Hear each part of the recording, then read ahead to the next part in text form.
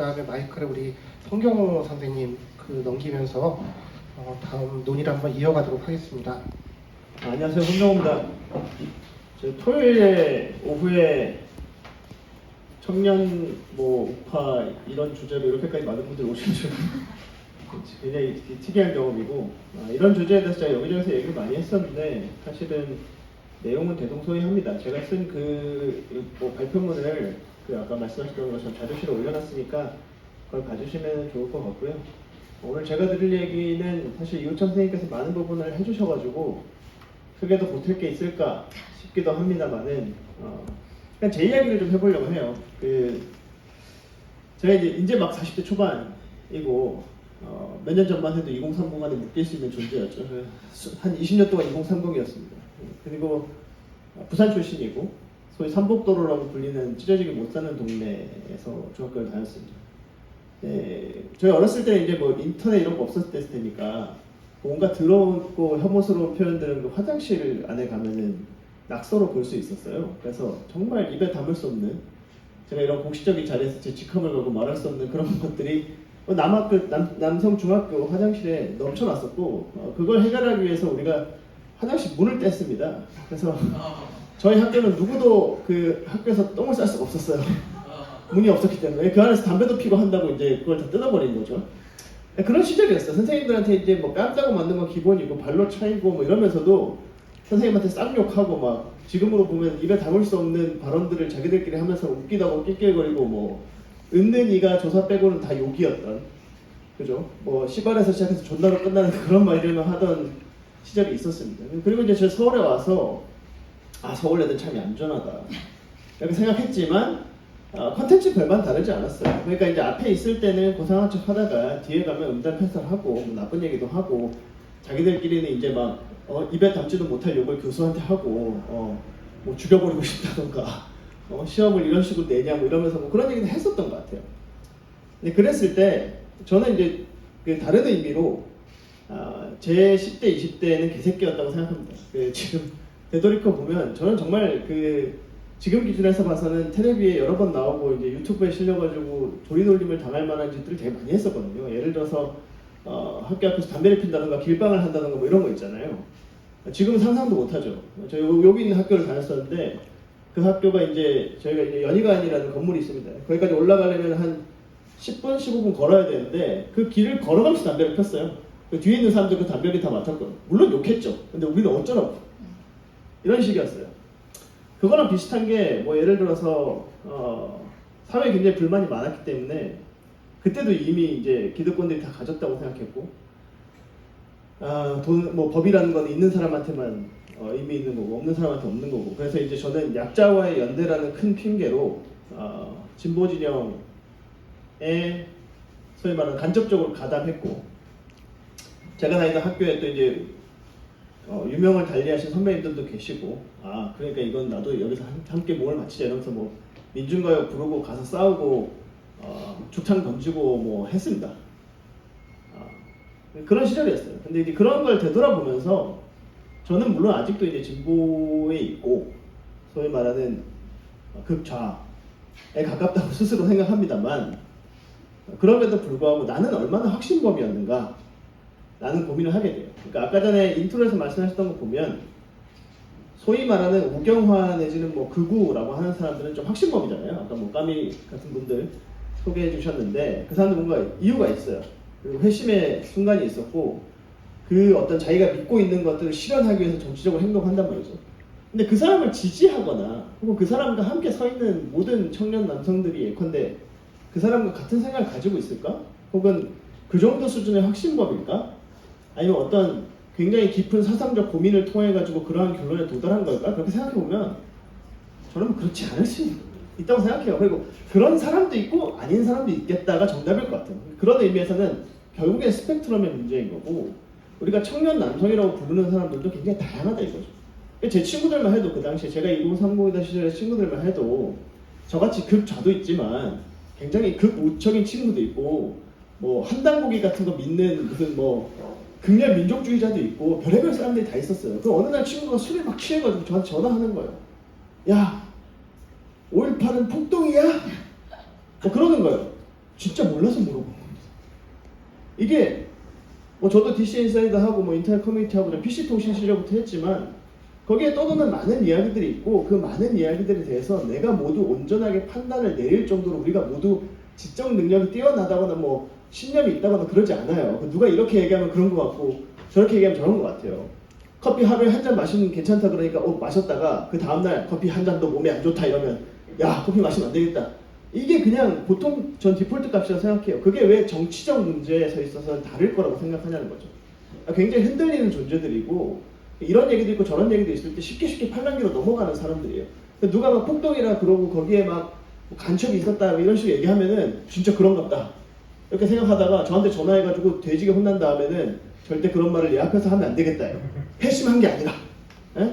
절대 그럴 가능성은 없어가 아니라 세상엔 다양한 의견이 있는데 아무튼 얘 앞에서는 그런 얘기 하면은 개지를 하니까 내가 얘랑 그 얘기 하지 말아야지 이런 식인 거예요. 그러니까 이런 삶을 계속해서 살아왔습니다. 그랬을 때 저는 이미 40대 초반입니다만 지금의 2030은 그럼 얼마나 다른가 그런 고민을 합니다. 대학에서 이제 학생들 가르치면서 특히 남성 청년들이랑 얘기하다 보면은 이 친구들의 제일 큰 불만이 뭐냐면 나를 이대남이라고 부르지 말아요. 나를 왜 쟤들이랑 같이 한 덩이로 묶냐는 거예요. 그 20대, 30대 남성들이 가지고 있는 그 혐오, 뭐 이렇게 많아요. 그게 외국인에 대한 혐오든 여성에 대한 혐오든 뭐 부모에 대한 혐오든 형제에 대한 혐오든 세상 모든 걸 다 혐오하거든요. 그리고 문제는 뭐냐면 자기 자신들도 혐오해요. 그러니까 이대남들이 제일 싫어하는 건 동년배 이대남인데 나랑 생각이 다르거나 내가 이해할 수 없는 행동을 하는 놈들이에요. 제가 느낀 바는 그렇습니다. 그런 상황 속에서 이 사람들을 다 한 덩이로 묶어가지고 청년 세대라고 얘기하고 나랑 쟤랑 같은 그거야? 라고 묶이는 거고 동질감이라고는 같이 군대를 갔다 왔다는 정도밖에 없는 상황인데 쟤는 뭐 예를 들어서 부모님이 잘 살아가지고는 뭐 서울에서 집이 있고 나는 지방에서 올라와가지고 자취하고 매달 몇십만씩 자취비를 월세를 내야 되는데 쟤랑 나랑 같은 대학 다닌다고 쟤랑 나랑 같은 상황이야? 이런 질문들 끊임없이 하거든요.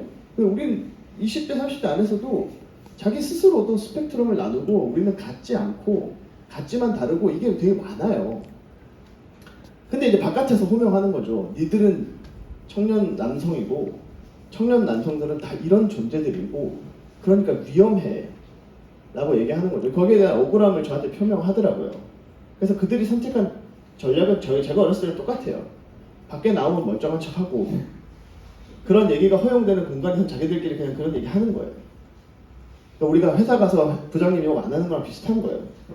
그럼 이랬을 때 문제가 뭐가 해결되느냐, 애초에 이게 문제이긴 한 거냐 이런 의문들이 있어서 제가 굉장히 이해하기 어려운 긴 발표문을 썼습니다. 그래서 이 긴 발표문을 제가 다시 글을 이렇게 쉽게 쓰는 거를 잘 못해요. 그래서 발표문을 이렇게 같이 보면서 잠깐 얘기를 좀 하겠습니다. 소위 말하는 이대남, 뭐 청년 한국에서의 청년 남성이라는 거는 사실 연령적 스펙트럼 더 넓다고 생각합니다. 저는 10대 후반부터 40대 초반까지를 다 지칭하는 것 같고 요즘에 그런 문제를 심각하게 생각하시는 분들은 이미 중고등학생 남자들도 다 오염됐기 때문에 얘네들 포함해야 되고 당연히 저 같은 40대 초반 다르지 않다. 니들도 마찬가지야 라고 얘기를 하거든요. 그랬을 때 이게 어떤 점진적 보수화 내지는 우경화가 아니라 뭐 이제 저기 서부지법 난입 사건 같은 걸 보면은 이제는 이 굉장히 급진적 행동주의로 이들이 탈락했다 이러면서 이게 포켓몬 진화로 치면은 이상의 씨에서 이상의 풀이고 이상의 꽃이 됐다는 거예요. 그러니까 이 이상의 꽃이 전부가 이상의 꽃으로 진화한 건 아닌데 몇몇은 아직 이상의 씨 단계에 머물러 있고 몇몇은 풀 단계에 머물러 있는데 너네는 궁극적으로 다 꽃으로 진화할 거기 때문에 C 단계에서부터 C를 말려버려야 된다는 식의 담론들이 생산되고 있는 거예요. 그러니까 이대남들은 이미 극우화된 놈과 되고 있는 놈과 될 놈밖에 없는 거죠. 이런 식의 프레임들이 짜져 있고 그렇기 때문에 거기에 대한 극단적 대응을 우리가 결의하고 있다. 거기에 대한 이유는 뭐 여러 가지인 거예요. 누가 이제 나쁜 사람이 됐을 때 우리가 되게 많은 얘기를 해요. 걔가 원래부터 싹수가 노랬어라든가 가정에 우환이 있었어라든가 친구를 잘못 만났다라든가 못 먹고 못 살아서 그래라든가 배운 게 없어서 그래 뭐 별의별 이유를 다 들 수 있어요. 사실 그 모든 게 이유일 수 있습니다만 애초에 현상 자체가 너는 유죄, 그것도 극우라고 부를 정도. 극이라는 건 우리가 여기서 우리 사회 공동체 내에서 배제한다는 거거든요. 그러니까 너는 우리랑 같이 살 수 없는 존재야라는 의미예요. 극단적 행동, 극단적 사상을 가지고 있다는 거. 그러니까 극우라는 말은 쉽게 아무한테나 붙일 수 있는 말이 아닌데, 아까 소개하면서도 말씀드렸습니다만 extreme right이 있고, far right이 있고, hard right이 있고, 이렇게 사실 영어로는, 외국어로는 이제 우파들도 이제 그라데이션이 있거든요. 근데 우리는 그걸 다 극우라고 불러요. 그리고 이제 진짜 그러면은 극단적인 극우 이런 표현도 써요. 그러니까 extreme right은 극단적인 극우고, 혹은 극우 극단주의고, 그냥 far right은 극우고, 뭐 hard right은 뭐 강경 우파 이런 식으로 해가지고 다 같은 걸로 취급하잖아요. 사실 우리는 우경화라는 표현에는 그게 다 들어있잖아요. 근데 이 스펙트럼 인정 안 하는 거고, 그 결론은 뭐냐? 아무튼 너는 싹수가 노라니까 너네는 다 앞으로 우경화 될 거야, 극단화 될 거야 라고 우리가 예단하고 지금 거기에 대해서 굉장히 큰 공포를 가지고 대응하고 있는 거 아닌가 하는 이제 의문이 있다는 겁니다. 물론 그 중에는 확신범들도 있고 진짜 극우스러운 사람도 있겠죠. 근데 모두를 다 그렇게 보는 건 곤란하지 않을까라는 생각이고, 그럼에도 불구하고 그럼 우리나라에서 지금 살고 있는 20, 30대 남성들이 공유하고 있는 뭐 어떤 정서가 아예 없느냐? 다 각자 도생이 뭐 각자 다른 생각을 가지고 사는 아주 다양하고 아주 무지개 색깔의 스펙트럼을 가진 사람들이 있냐고 하면 그렇진 않습니다. 모든 게 약간 정규 분포가 있고 중간값, 그러니까 대체로 가지고 있는 경향성 같은 것들은 저희가 이렇게 얘기할 수 있어요. 저는 이렇게 생각합니다. 어떤 그 여성운동 하시는 선생님들은 그러더라고요. 한국 남성들이 대부분 다 이렇게 그런 약간 우파적 성향을 보이거나 극우적 성향을 보이는 애들이 힘의 논리에 굴복하는 애들, 힘의 논리를 중요시하는 사람들, 강자가 약자를 멸시하고 뭐 이런 것들을, 약자는 강자를 두려워해야 돼, 이걸 당연시하는 사람들 이렇게 얘기하는데 저는 약간 거기엔 동의할 수 없어요. 오히려 공유하는 지점은 굉장히 경쟁 중심적이고 비정한 흡수적 세계관이라고 저는 생각합니다. 이 세계관이 국내 사회를 이해하든 국제 사회를 이해하든 제가 본 커뮤니티와 제가 본 친구들 사이에서는 그냥 일반화돼 있어요. 무슨 말이냐면 이 세계관은 인간은 본성적으로 이기적이고 계산적이면서 사회에 제한된 자원과 기회를 어떻게 내가 만인에 대한 만인 투쟁을 통해서 더 많이 가져야 하는가, 가지지 못하면 왜 죽을 수밖에 없는가 같은 식의 일종 공포감이에요. 이게 홉스가 얘기하는 바는 뭐냐면 실제로 세상이 그렇다는 게 아니라 그럴 가능성이 존재한다, 바깥 세상은 그렇게 비정하고 냉혹한 거야 라는 그 인식 자체가 가지는 공포가 특정한 종류의 행동을 만들어내는 거거든요. 그랬을 때 이거는 지금 청년들 많이 하는 리그 오브 레전드 경쟁형 게임이랑 비슷해요. 그 게임 같은 거 보면 모든 플레이어는 실력으로만 평가받아요. 내 컴퓨터가 얼마나 좋든, 내 랜선이 얼마나 속도가 빠르든, 아니면 내 마우스가 얼마나 비싼 거든 상관없어요. 네가 진짜 구린 마우스로 하든 그런 건 상관없고 어쨌건 넌 진 거야. 넌 진 거고, 승급전이라는 게 있거든요. 자주 할 수 없는 그런 거에서 승급전에서 지면 무슨 핑계를 내든 너는 상위 랭크로서 갈 수 있는 문이 닫혀 있는 거예요. 그 다음 기회를 기다려야 돼요. 처음부터 절치부심을 하면서 그 티어가 플래티넘부터 시작해서 이렇게 쫙 이렇게 티어들이 나눠져 있습니다. 그러니까 그게 운이 됐든 외부 요인이 됐든 어쨌거나 당신은 실력 부족한 것이고 현실에서의 그 공정한 경쟁에서 패배한 거기 때문에 너는 이 냉정한 서열화 체계를 받아들여야 되고, 승리자는 승리를 만끽할 수 있고 패배자는 탈락자에게 주어진 어떤 그런 분루를 그냥 삼켜야 된다. 이게 이제 기본적인 원칙이거든요. 그래서 저는 모든 점에서 그런 게 들어간다고 생각해요. 요즘에 이제 학교 가는 것도 마찬가지고, 예를 들어서 서울대 의대 못 갔으면 조용히 해야지 같은 거죠. 그런 식의 인식들이 그냥 만연해 있어요. 당연하게 돼 있어요. 억울하면 가시던가. 왜 네가 못 가놓고 나한테 이러는 거야? 라는 식이에요. 내가 무슨 가정의 형편이 어려웠고 뭐가 안 됐었고 나는 과외 한번 받아본 적 그런 건 모르겠고 라는 식의 인식들이 공유가 되고 있는 거고, 이게 남성형 웹소설도 보면 이런 세계관이 엄청나게 극대화되어 있거든요. 그러니까 이게 주인공이 이 세계로 넘어가든 과거로 회귀하든 어쨌거나 중요한 건 뭐냐면 내가 원래 현실에서 놓쳤던 어떤 기회나 이런 것들을 내가 독점하는 거예요. 내가 독점해가지고 원래는 사회적 약자인데 어느 순간에 게임의 규칙을 규정하는 세계관 최강자가 되는 게 이 서사의 핵심이거든요. 이때 보상이라는 거는 단지 물질적인 게 아니에요. 내가 다 가졌다 이런 게 아니라 여기 재밌는 부분인데, 현실에서는 자기가 능력이 없어서 보호할 수 없었던 나의 가족, 보통 엄마로 표상됩니다. 가족, 지키지 못했던 연인, 잃어버린 명예, 리스펙트 이런 것들을 복권해 나는 거예요. 체계감 최강자가 돼가지고 고작한다는 게 그거예요. 이런 식의 서사가 기본적으로 되어 있고 여기에 공감하는 사람들은 결국에는 이 세상 자체가 이미 나한테 기회를 다 앗아갔고 내가 원하는 것을 얻으려면은 죽어서 회개를 하던가 이 세계로 가는 것밖에 답이 없다는 거. 지금 현재 이 디스 월들리는 답이 없다.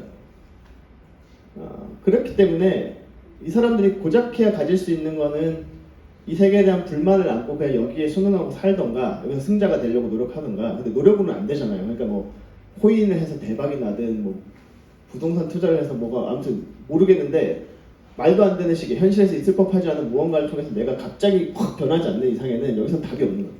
여기서 답이 없고 그렇기 때문에 이제 극단적으로 가면 이게 이제 세상을 부셔야 된다. 근본적으로 질서를 갖다가 부정해야 된다. 라는 식의 입장이 될 수 있죠. 될 수 있다. 가능성만 있는 거예요. 여기 단계에서. 모두가 다 그렇다는 게 아니고 불만에 차가지고 나는 이 세계를 부시겠어 이렇게 하지 않아요. 왜냐하면 이들이 흡수적 세계관을 가졌다는 건 뭐냐면 이 세계관 자체를 부정하지 않아요. 내가 이 세계관의 승자가 되고 싶은 거지. 그러니까 그렇게 파괴적이지 않다는 거예요. 제 말은. 그게 첫 번째고. 그랬을 때 어쨌거나 여기서 우리가 공통된 생각은 뭐냐면 기존 질서에 대한 반발은 기본적으로 내재되어 있고 그렇기 때문에 이 세상이 빌어먹고 싫고 나는 여기서 성공할 수 없고 뭐 이런 불만들은 정서적으로 공유가 되고 있는데 그게 반드시 극으로 수렴되어야 될 필요는 없어요. 아까 전에 말씀드렸던 20대 때 저를 보면 저도 같은 기분을 가지고 있었거든요. 저는 극좌로 갔습니다. 이것은 구조적 문제다. 뭐 예를 들어 자본주의를 타파하지 않으면 우리는 이걸 어떻게 할 수 없다. 내 노력으로 해결될 수 있는 부분이 아니다. 우리가 연대해서 싸워야 된다. 이런 식의 서사를 갔어요. 그렇다는 얘기는 뭐냐면 아까 말씀드렸던 그런 홉스적 세계관을 공유하고 있다 하더라도 설령 그게 반드시 극으로 귀결될 만한 그러니까 이상의 씨가 이상의 풀이 되고 이상의 꽃이 될 만한 필요성을 가지고 있는 건 아니라는 거예요. 근데 그러면 어째서 이 사람들이 극우 내지는 우경화로 가게 되었는가? 이우창 선생님이 말씀하셨던 건 다 있는데 그거는 그 사람들이 가지고 있는 그 기본적 서사에 대해서 누가 의미를 부여해줬느냐에 달려있다고 생각해요. 그러니까 소위 말해서 극우적 서사라는 게 그 사람들이 느끼고 있는 그 분노와 절망감과 답 없음, 두 글자로 노답 상황에 대해서 이유를 제공해주는 거예요. 의미를 제공해주는 거죠. 예컨대 이거는 이주 노동자 때문이에요. 네가 지금 괴로운 이유는 뭐냐면 너한테 연금 물리려고 하는 586 때문이야. 네가 괴로운 이유는 뭐냐면은 너 그 여자들이 요즘에 막 날뛰고 있어서야. 이런 식으로 아주 명쾌한 이유를 줘요. 반대편은 뭐냐면 이게 구조적 문제가 좀 복잡합니다. 이렇게 얘기해요. 저 같은 사람. 이게 한마디로 설명하면 여러분들이 느끼고 있는 그런 것들은 굉장히 오랜 시간 동안 누적되어 온 결과고 사실은 이게 구조적 문제고 우리가 모두 힘을 합쳐서 해결해야 될 거예요 라는 식으로 얘기를 해줘요. 그건 서사의 의미를 부여해 주지 않는 거고 더 근본적인 문제는 뭐냐면 애초에 그런 설명을 제공하지 않았어요. 뭐냐면 내가 이런 불만이 있다고 얘기했을 때 내가 이거 문제인 것 같다고 생각했을 때 예를 들어서 선생님 왜 선생님이 여자애들을 편애하세요? 라는 불만을 내가 가졌어. 그게 진실이 아닐지라도 그런 불만을 내뱉는 순간 얘는 이제 격리 대상이 됩니다. 네. 너는 이상의 씨였구나 이런 거죠. 이상의 꽃이 곧 될 녀석이니까 너를 격리하겠다 이렇게 됩니다. 그러면 이제 걔네들이 그러면 회심하냐는 건 제 말은 내가 잘못된 생각을 가졌었구나 죄송하네요가 아니라 여기서 얘기하면 안 되는구나가 되는 거예요. 자기들끼리 얘기하는 거죠. 그 공간이 어디라는 거예요. 인터넷 커뮤니티 같은 거는 거죠. 그게 이제 화장실 낙서 같은 거예요.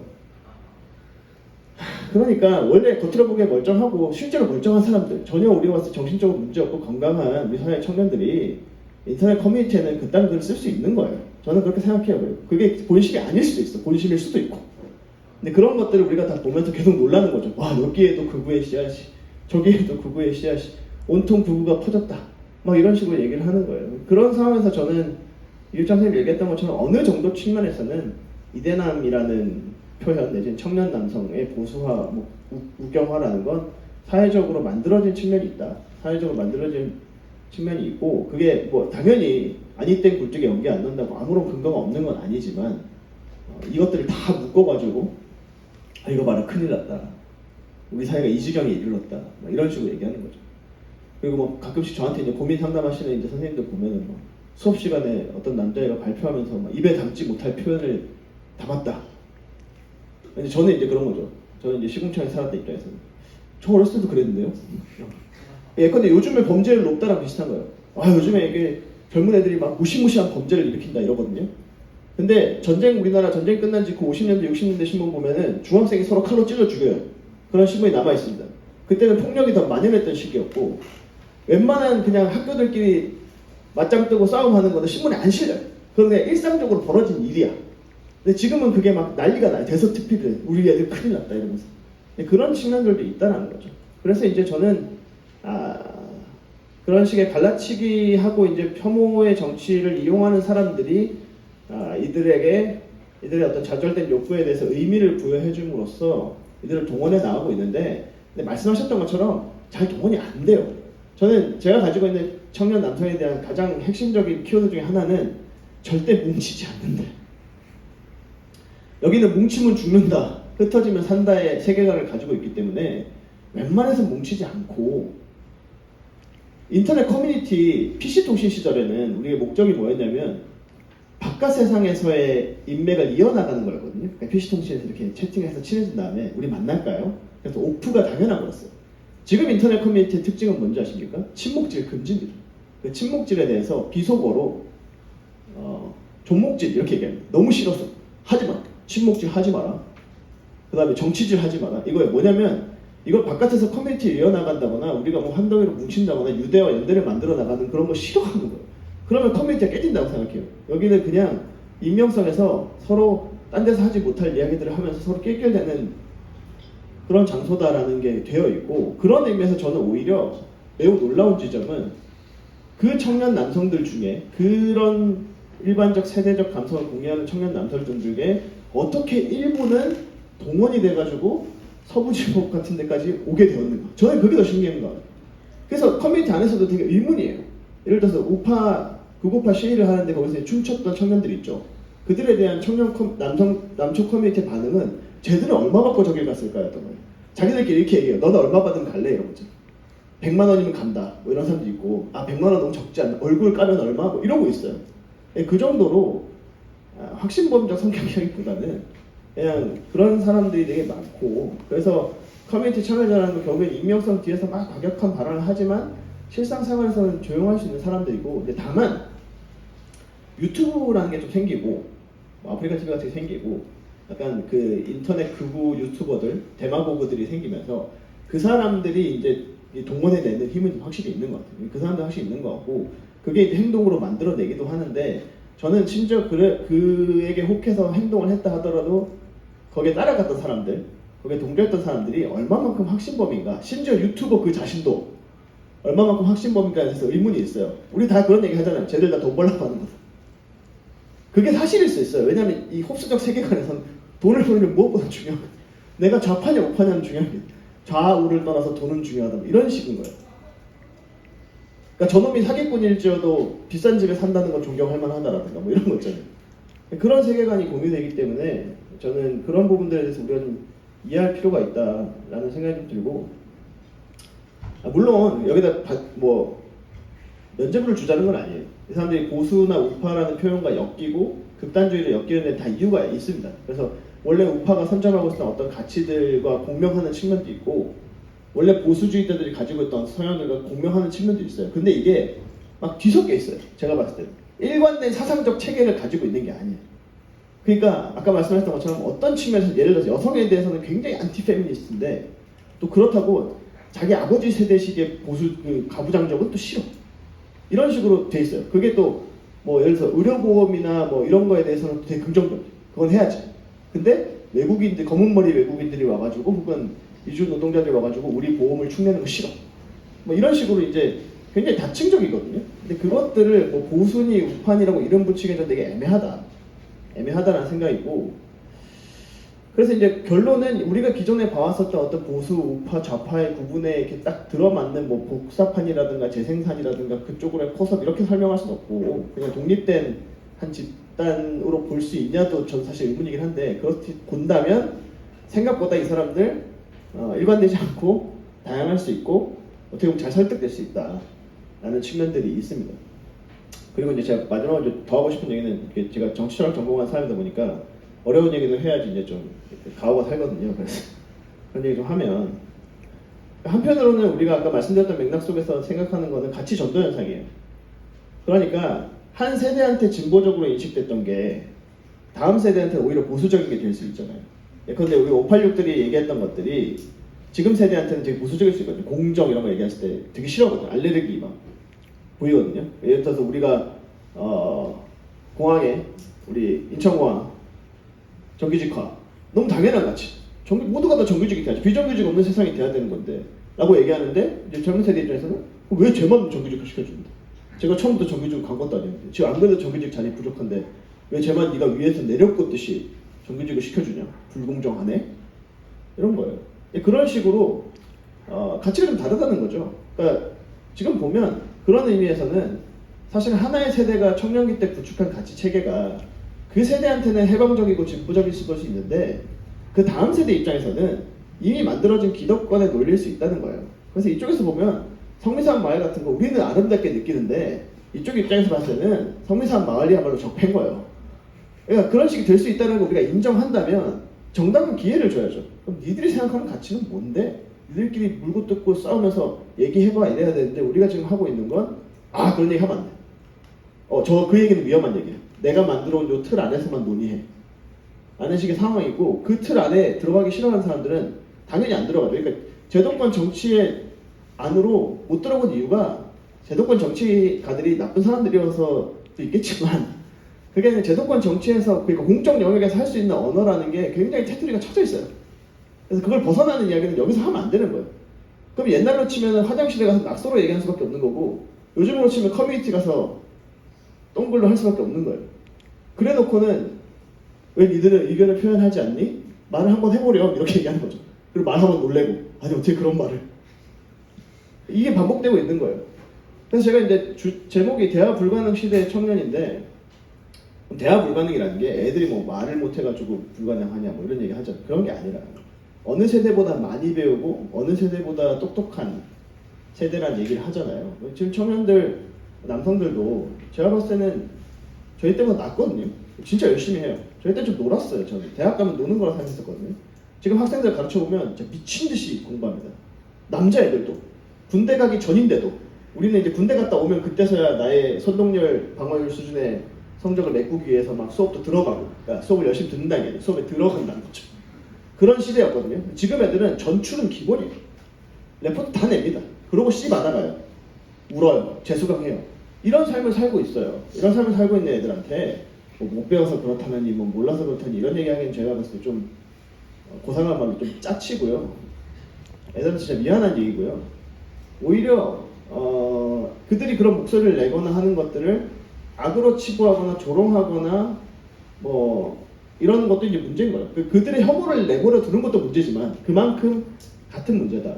고립된 개인들을 그대로 내버려 두게 되고 있는 거다. 그랬을 때 그럼 왜 이런 상황이 우리가 벌어졌느냐? 그럼 우리 모두의 책임입니다 하고 끝나면 행복하고 좋은데 그러고 싶진 않고 제가 드리고 싶은 말씀은 두 가지 큰 흐름이 있는 것 같아요. 하나는 자유주의 내지는 포스트 모던이라는 형태인데 그러니까 뭐냐면 우리가 뭐 어떤 가치 판단을 하면 안 된다. 세상에 보편적 진리라는 것은 없는 거야. 어떤 것들은 개인적 선호나 문화적 문맥의 문제일 뿐이야. 그러니까 어떤 정치적이나 윤리적인 논쟁마저도 사실은 정답이 없는 거기 때문에 너의 취향이고 개인적 판단이지 어떻게 강요하면 안 돼 라는 태도가 하나 깔려 있어요. 이렇게 되면 시민들은 더 이상 타인의 가치관이나 어떤 성향이나 지지에 대해서 비판하거나 설득하려 하지 않고 그건 네 취향이고 나는 내 취향이고 그러니까 나는 내가 믿는 것을 믿을게 하는 거예요. 이게 뭘로 나타나냐면 친구들끼리 술자리에 모여서 절대 정치, 종교 이야기 하지 않는다예요. 여자, 군대, 축구만 허용돼요. 그래서 군대에서 여자랑 축구하는 이야기가 제일 인기가 있습니다. 그래서 이 정도 수준이에요. 왜 담론구조를 이렇게 만들어놨어요? 왜냐면 그런 얘기 못하게. 취향의 영역인데 왜 그런 얘기 하세요? 지금 대선 앞두고 있는데 혹시 술자리에서 뭐 이재명이가 어떻고 윤석열이가 어떻고 하면 어떻게 되겠습니까? 그날 술자리 파하는 거죠. 이게 우리가 가지고 있는 구조예요. 일단 두 번째는 뭐냐면 가치 상대주의의 탈정치화 이게 한편에 있는 반면에 다른 한편으로는 도덕적 정당화의 과잉이 있습니다. 무슨 말이냐면 한쪽에서는 야 어차피 취향 차이인데 왜 강요하냐는 쪽이고 다른 한쪽은 야 너는 틀렸고 배워야 돼라는 입장들도 같이 존재하는 거예요. 그러니까 이 세상은 가치가 다양하고 다양한 생각을 가질 수 있다고 가르쳐 놓고는 다른 한쪽 편에서는 야 이건 배워야 되는 문제고 못 배운 거는 무식한 거고 너는 틀렸고 라는 게 동시에 존재하는 거예요. 그럼 이게 어떻게 되냐면 결국에는 적대밖에 남지 않아요.